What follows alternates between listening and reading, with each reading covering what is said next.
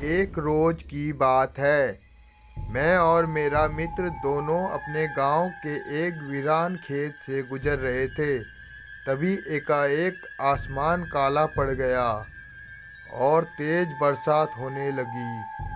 हम दोनों खुद को बचाने के लिए एक पीपल के वृक्ष के सामने जाकर खड़े हो गए, बिल्कुल उससे चिपक कर, ताकि हम खुद का बचाव कर सके।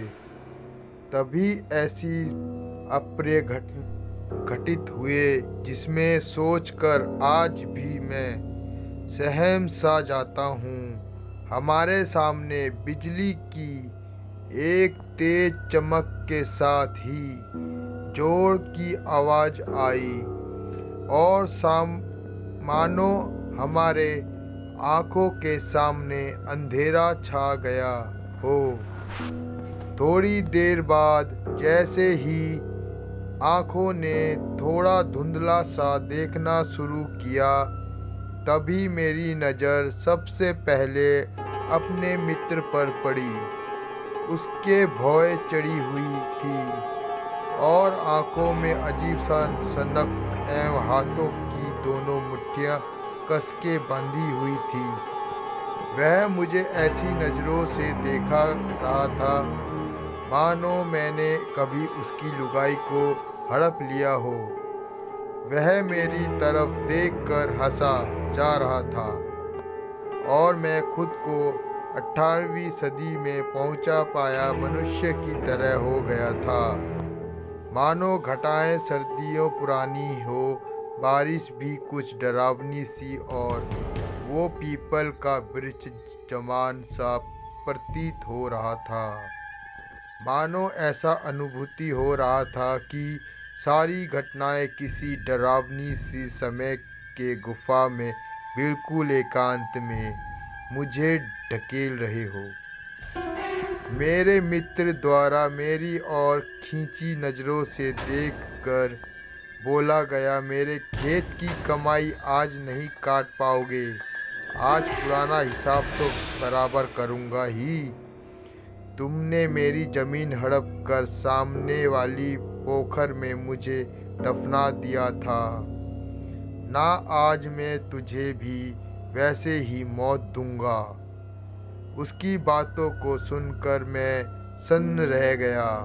मैं सोचा, भला क्या हो गया इसे, यह ऐसा अजीब व्यवहार क्यों कर रहा है। मैंने इसका नाम सोमराजन कहकर पुकारा और बोला, थोड़ा हिम्मत करते हुए, पगला गए हो क्या? क्या बोले जा रहे हो? उसका उत्तर था, आज ही तो होश में आया हूँ नटराजन। तुम्हारा मौत मेरे ही हाथों की शोभा बढ़ाएगी। मैंने उससे कहा, भला मैंने तुम्हारे खेत से मकई कब काटी थी? कुछ भी बोल जा रहे हो। मुझे कहाँ फुर्सत अपनी खेती बाड़ी से जो तुम्हारा ज़मीन हड़प जाऊं। वैसे भी मुकदमे की 100 रुपये देने की कहा औकात मुझे, और वैसे भी कचहरी से दूर ही रहता हूँ। मैं भूमिहीन किसान थोड़े हूँ। मेरे पास भी 2 सवा 2 बीघा ज़मीन है जिससे मैं काम चलाऊं, जीविकोपार्जन आराम से कर लेता हूँ। मैंने बस अंदाजे लकड़ी मारी, यह देखने के लिए कि शायद वह वास्तविक आंकड़े एवं वास्तविक घटनाएं से मुझे अवगत करा देगा। मेरी इस प्रकार से बोलने के बाद मानो उसके सर पर खून सवार हो गया। वह भन्नाते हुए बोला, आखिर बेईमान का बेटा बेईमान ही ना होगा। जानबूझकर गलत आंकड़े पेश करो पंचायत में, लेकिन काट में कागज सब बता देगा। पैसे के दम पर तुम बाप बेटे पंचायत खरीद सकते हो, पर कचहरी नहीं। मैंने हिम्मत के साथ थोड़ी अक्ल लगाई और बोला, आखिर मेरा बाप बेईमान कैसे? तुरंत उसके द्वारा प्रतिक्रिया आई, पन्नालाल की जो ईद की मील एक कोस दूर गांव से थी, वह मेरे परिवार का पुश्तैनी कारोबार था, जिसे तुम्हारे बाबूजी ने दबंगई से जबरन हमारे निर्बल बाबूजी से अंगूठा लगवा कर पन्नालाल के बाबूजी को कुछ पैसे खाकर बेचवा दिया। तो तुम्हारा बाप हुआ ना बेईमान। वैसे इतने भोले भी मत बनो। तुम्हारे बाबूजी के क्रियाकलाप पूरा जमात जानता है। जब तुमने जबरन मेरे खेत को हथिया कर कमाई का फसल काट लिया, तब भी मैंने खून का घूंट पी लिया था, कुछ नहीं कहा, क्योंकि तुम्हारा बापू जमींदार का पिल्ला बन गया था। पैसे ही अंधे थे। तुम लोग हम जैसे ना जाने कितने किसानों का संपत्ति लूटना तुम लोगों की खानदानी फितरत में है। इतनी बातें बोलकर थोड़ा रुका और फिर जोर जोर से चिल्लाने लगा। थोड़ा रोते हुए बोला, मेरी लुगाई ने क्या बिगाड़ा था तुम्हारा, जो तुमने पूरे गांव के सामने उसे गोली मार दी थी। उसने तो बस जमीन छीनने का विरोध किया था। वही जमीन से उपजाए फसल हमारे परिवार की पेट की आग बुझाती थी। तुमने हमारी जमीन तो छीन ही ली, साथ में 2 बच्चों की माँ और मेरे बुढ़ापे का सहारा मेरी लुगाई। इतना बोलते वह गुस्से से तमतमाए मेरे तरफ झपट्टा मारा और मेरे पूरे बदन पर खरोंचें मार दी। वह मेरे मित्र के शरीर में था और मैं उस पर आक्रमण भी नहीं कर सकता था, इस डर से कि कहीं मेरे मित्र को क्षति ना पहुंचते। मैं कैसे भी अपनी जान बचाने का प्रयत्न करने लगा। उसी क्रम में कुश्ती का 2-4 दांव भी हम दोनों के बीच में प्रारंभ हो गया। कभी वह मेरे ऊपर तो कभी मैं उसके ऊपर। उठापटक का दौर ऐसे ही चलता रहा और मैं कैसे भी उसे पास के देवी माँ के मंदिर में ले जाने का प्रयास कर रहा था, ताकि श्री भगवान मिश्र पंडित जी का शरण ले सकूं, जिससे वह आगे का उपाय करे। वैसे भी मेरी धड़कन काफ़ी तेज चल रही थी। हर एक पल ऐसा लग रहा था कि अब मैं इस दुनिया से विदा ही लेने वाला हूँ। और मेरे मित्र की शक्ति मुझसे 4 गुना बढ़ गई थी। बारिश उतने ही उफान पर था।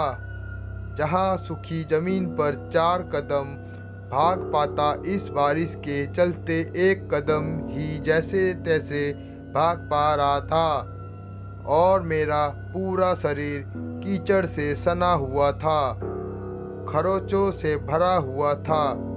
उसके प्रहार प्राण घातक थे। बस ईश्वर का स्मरण कर और खुद ढाढ़स बांधे मैं इस उम्मीद के साथ भाग रहा था कि यह मेरी मिल्खा सिंह की जैसे आखिरी रेस हो। मैं जैसे तैसे ईश्वर की दया से मंदिर के करीब पहुंचा। प्राय मिश्रा बाबा मंदिर के बरामदे में ही पूजा पाठ किया करते थे। मिश्रा बाबा से हमारा अतिरिक्त लगाव भी था, क्योंकि वह हमारे संस्कृत के प्रारंभिक गुरुदेव भी रहे थे।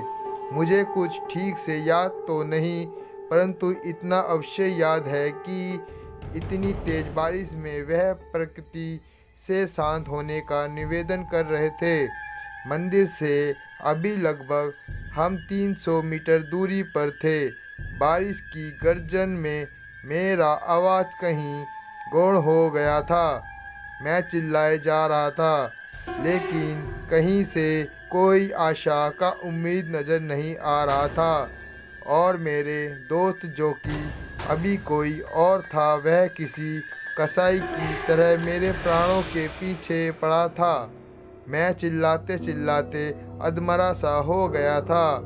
मेरे आँखों के पास अंधेरा छा गया और उसका खूनी चेहरा और अजीब सी डरावनी आँखों को देखने में खुद को मौत के दरवाजे पर बेहोशी की हालत में चला गया। जब मेरी आंखें खुली तो मैं अपने घर के बिस्तर पर माँ की गोद में खुद को पाया और मेरे सामने पंडित जी और मेरा मित्र था। अपने मित्र को देखकर मैं कस के चीखा और अपनी माँ से लिपट गया। माँ के थोड़े देर तक सांत्वना देने के बाद मैं शांत हुआ, लेकिन हृदय में वह भयानक शाम जीवन भर के लिए कुछ प्रश्न, कुछ डर, कुछ अपरित चीज मेरे मन में हमेशा के लिए स्थापित हो गए। मैं थोड़ा हिम्मत से रोते हुए पंडित जी से बोला, मैं बच कैसे गया? उनका उत्तर था, बला टल गई, तुम्हारा मित्र अब ठीक है। माँ काली ने तुम्हारी रक्षा की। मेरा मित्र मेरी ओर बढ़ा और बोला, दोस्त, जान बचाने के लिए शुक्रिया। मुझे नहीं पता मुझे क्या हुआ था, लेकिन यह जीवन तुम्हारा कृतज्ञ रहेगा।